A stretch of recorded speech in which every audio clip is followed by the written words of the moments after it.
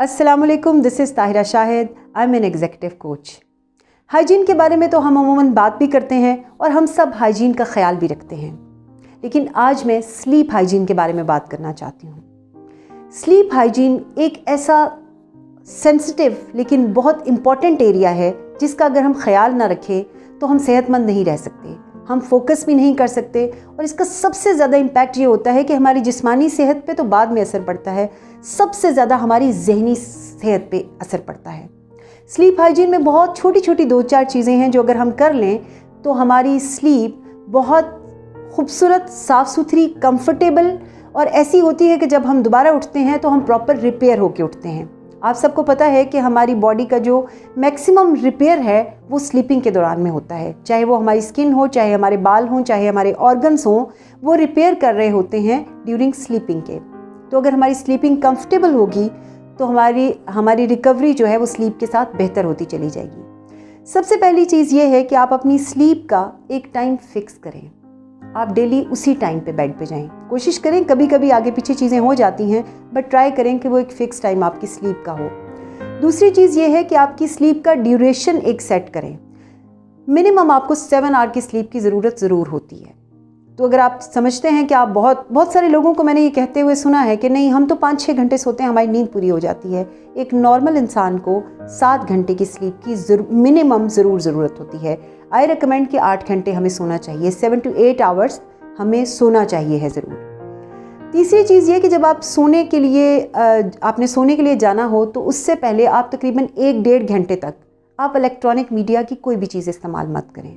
आप अपने फ़ोन को साइड पे रख दें, आप टीवी मत देखें, कंप्यूटर मत देखें। बेहतर है आप कोई बुक पढ़ लें, आप फैमिली के साथ टाइम स्पेंड कर लें, व्हाटएवर। लेकिन ये कि आप इन चीज़ों से, स्क्रीन से थोड़ा दूर रहें, क्योंकि स्क्रीन हमारे ब्रेन के सेल्स को एक्टिवेट करती है और उसकी वजह से हमारी स्लीप डिस्टर्ब होती है, ये बहुत देर से आती है। अच्छा, देन इज़ कि आप स्केरी मूवीज़ ज़रा सोने से पहले या इवनिंग के टाइम पे अवॉइड करें।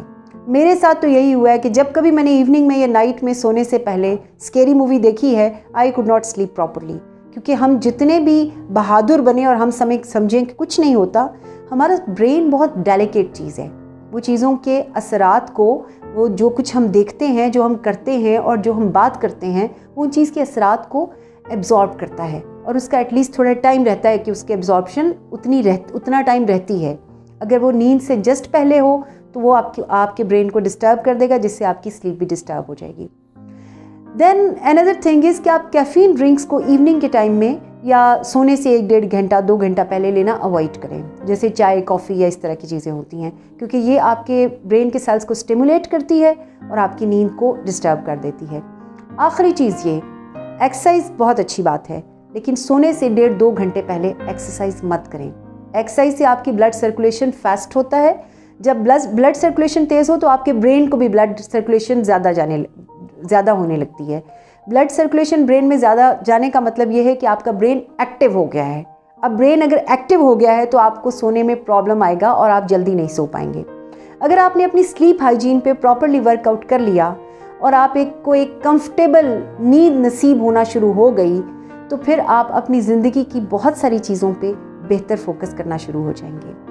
आपकी लुक भी पहले से बेहतर हो जाएगी और आपका काम करने का तरीक़ाकार भी पहले से बेहतर हो जाएगा और साथ ही साथ आप जो भी काम कर रहे होंगे उसकी स्पीड भी बेहतर हो जाएगी।